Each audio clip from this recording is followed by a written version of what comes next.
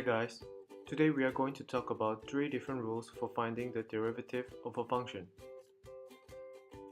The objective of this video is to know about the basic of these 3 rules, which are the product rule, quotient rule and the chain rule.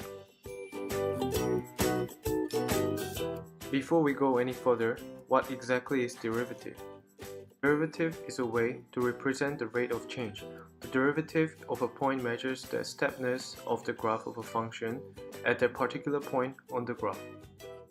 Up next are the prerequisites you may need to know for this chapter.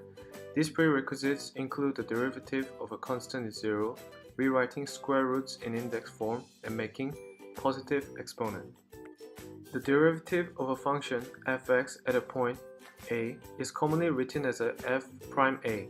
To calculate the derivative, the first step is to take the power of the variable and then multiply it to the function, while step 2 is subtracting 1 from the power of the variable, and you will get your answer.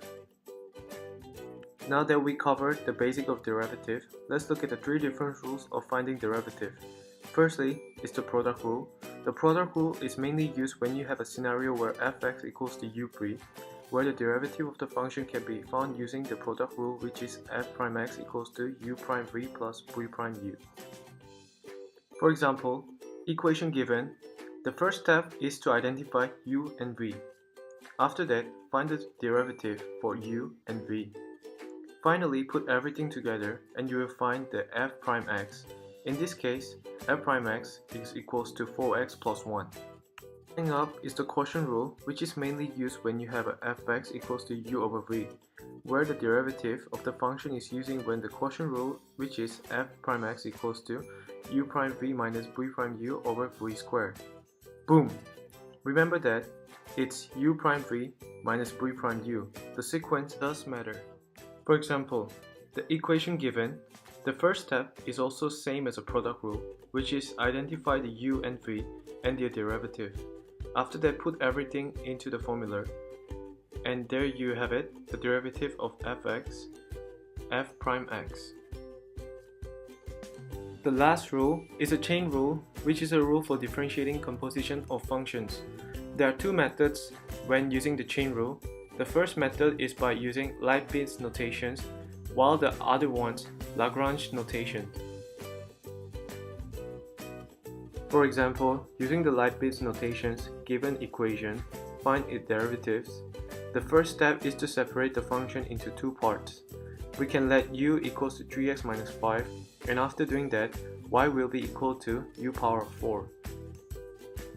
The next step is to find the derivative of the function, which can be written as dy over dx equals to dy over du times du over dx, where dy over du represents y prime and du over dx represents u prime.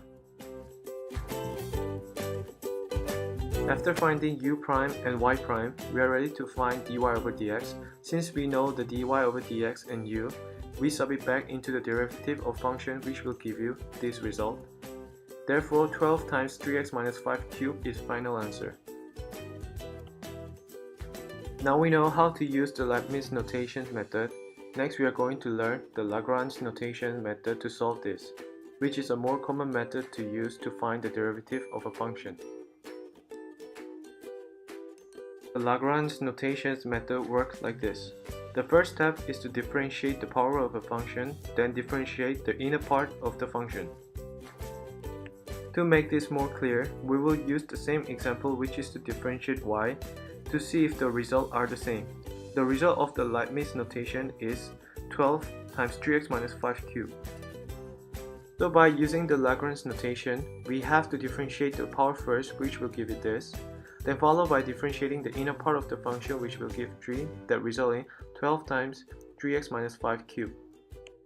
In conclusion, both of these methods can be used to find the derivative of the function, as they have results that are exactly the same.